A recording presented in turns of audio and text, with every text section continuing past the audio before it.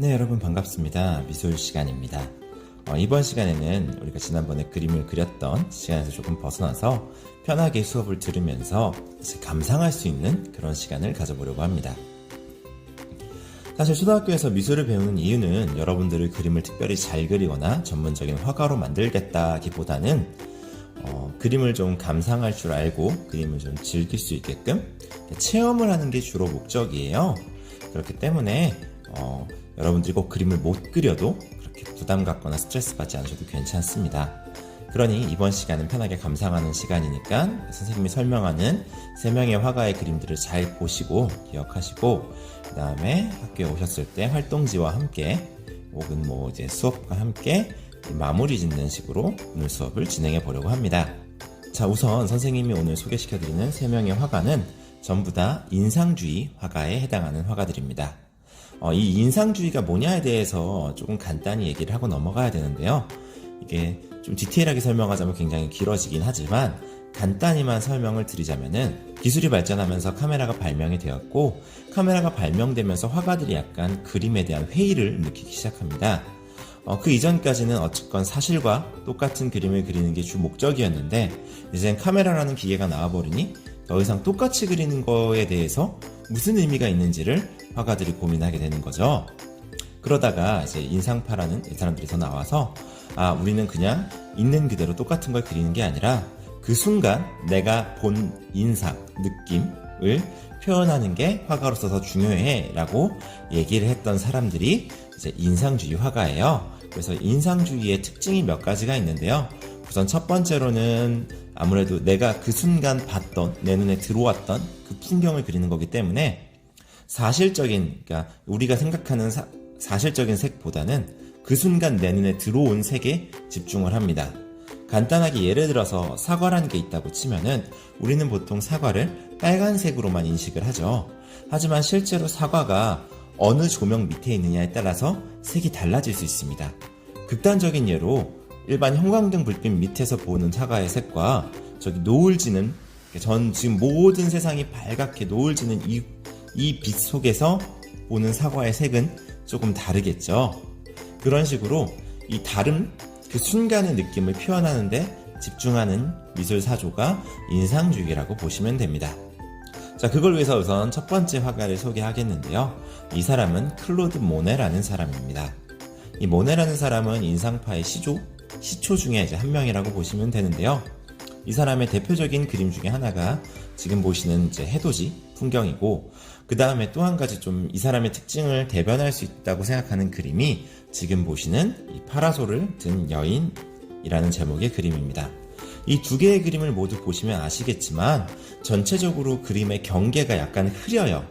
깨끗하고 깔끔하게 그림을 그린다기보다는 약간 흐리고 조금 이렇게 경계가 무너지는 형태의 그림을 많이 그립니다. 또 동시에 지금 여러분들이 보시다시피 뭔가 이렇게 딱 선명하고 화려한 느낌의 그림이라기보다는 약간 파스텔 톤이기도 하고, 이 빛의 느낌에 따라서 전체적인 색이 조금 흐려지는 듯한 모습을 많이 보여줍니다. 참고로 이 사람이 대표적으로 그린 그림 중에는 수련 연작이라고 해서 그 물 위에 떠있는 수련을 그린 그림들이 굉장히 많은데요. 실제로 여러분들 나중에 프랑스 파리에 가보시면은 오랑주리 박물관이라는 박물관에는 정말 벽면 전체가 이 수련 연작들로 가득 차 있는 그런 전시도 보실 수가 있으실 거예요. 실제로 보시면은 이렇게 좁은 화면에서 보는 것과는 정말 다른 압도적인 느낌을 받으실 수가 있습니다. 나중에 코로나가 풀리고 여러분들이 어느 정도 성장하신 이후에 꼭 한번 이 박물관을 가서 그림을 관찰해 보셨으면 좋겠다라는 생각이 드네요. 자, 그 다음 작가는 여러분들이 아실 만한, 사실은 아마 전 세계에서 가장 사랑받는 작가 중에 하나라고 생각되는데요. 이제 고흐의 그림입니다. 사실 고흐의 그림 가장 대표적인 걸로는 여러분들이 아시는 거는 이제 지금 보시는 별이 빛나는 밤에라는 그림이죠.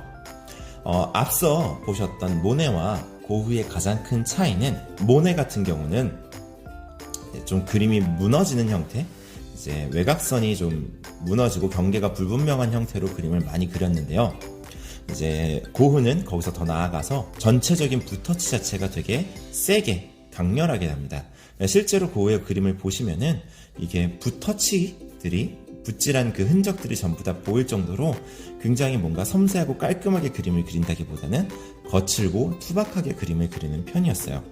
동시에 고흐는 굉장히 불행한 삶을 살았던 작가 중에 하나예요. 사실 고흐가 살아있는 시절 동안은 고흐의 그림을 한 점 제대로 판 적이 없다고 할 정도로 그렇게 수많은 그림을 그렸음에도 불구하고 본인의 그림을 제대로 인정받은 적이 없었습니다. 살아생전에는. 때문에 고흐 그림들의 특징 중에 하나가 자화상이 굉장히 많아요.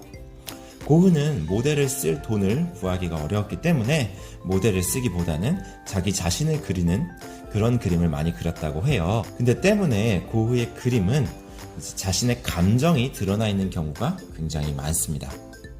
스스로 자화상을 그렸기 때문에 고흐의 자화상들을 자세히 보시면은 무언가 형태의 불안함, 그다음에 좀 고민들이 많이 드러나 있는 형태가 많습니다. 그리고 또 본인이 굉장히 바랬던 뭔가 열정 같은 걸 상징하는 해바라기도 굉장히 많이 그렸어요. 그래서 고흐의 그림은 이런 특징을 가지고 있구나라는 걸 알아두시면 될 것 같아요. 그다음 마지막으로 세 번째 화가는 쇠라라는 화가입니다. 이 화가는 앞서 그림하고는 조금 특징이 다른데요. 지금 보시는 작품은 그랑자트 섬의 일요일 오후라는 그림인데요. 사실 조금 확대해서 자세히 보시면은 그 앞서 보신 그림들이랑 또 다른 방식으로 그려진 그림이라는 걸 아실 수가 있어요. 앞서 선생님이 인상주의를 설명하면서 인상주의라는 게 그 순간 작가가 받은 느낌, 인상을 강조하고 그걸 위해서 그 순간 빛이 어떻게 비쳤냐에 대해 굉장히 집중하는 그림이라고 말씀을 드렸었는데요. 쇠라는 거기서 더 나아가서 어떻게 하면 그림의 빛을 더 정확하게 표현할 수 있는가에 집중했던 사람입니다. 여러분이 혹시 빛의 삼원색과 그다음에 일반적인 색의 삼원색을 들어보셨으면 아실 텐데요. 이 일반적인 색의 삼원색은 섞으면 섞을수록 점점 더 어두워집니다. 하지만 빛의 색깔 같은 경우는 섞으면 섞을수록 점점 밝아져요. 그래서 일반적인 색의 삼원색을 다 섞으면 검은색이 나오지만 빛의 삼원색을 다 섞으면 하얀색이 나옵니다. 사실은 정확히는 이제 밝은 빛이 나온다고 보시면 되죠. 자, 그래서 그림은 색을 섞으면 섞을수록 더 어두워질 수밖에 없기 때문에 쇠라는 점묘화라는 기법을 통해서 색이 섞이면서도 조금 더 밝은 색을 유지할 수 있도록 하는 데 집중을 했어요. 왜냐면은 인접한 점들 여러 개가 같이 있으면은 사람의 눈은 이 색을 혼합해서 섞어서 인식하게 되거든요. 그래서 쇠라는 이런 방법을 창시해냈고 이렇게 점묘화라는 기법에 집중했던 화가입니다. 그래서 이 쇠라가 그린 그림들을 자세히 보시면은 전부 다 이 색들이 다 점점점점으로 표현되어 있다는 것을 아실 수가 있어요. 자, 이렇게 지금까지 총 3명의 화가에 대한 이야기를 간단하게 들려드렸어요.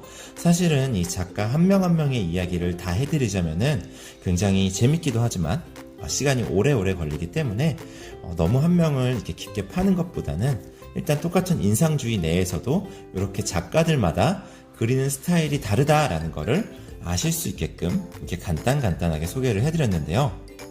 자, 여러분들은 지금부터 뭘 해보시냐면은 인상주의 화가들, 선생님이 지금 보여드리는 화가들, 고흐, 모네, 그 다음에 쇠라, 이렇게 3명의 화가들을 한번 찾아보시고 이 작가들의 특징들을 잘 아시고 그림을 어느 정도 구분할 수 있게끔, 그 다음에 여러분들이 느끼는 특징이 무엇인지, 여러분이 이 작가들의 그림을 그렸을 때 어떤 감정을 느끼셨는지 정도를 한번 생각해 보고 오시면 됩니다.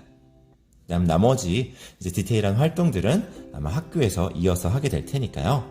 일단은 이 정도만 하시고 이걸로 이제 수업을 끝내는 게 아니라 여러분들도 한번 검색을 해보셨으면 좋겠습니다. 네, 수업에 집중해 주셔서 감사하고요. 오늘 감상 수업은 일단 이렇게만 마치도록 할게요. 다시 한번 작가들 그림들 한번 쭉 보시고요. 그 다음에 작가들의 특징을 꼭 한번 생각해 오시기 바랍니다. 네, 이상 미술 수업은 마치도록 하겠습니다. 모두 수고 많으셨습니다.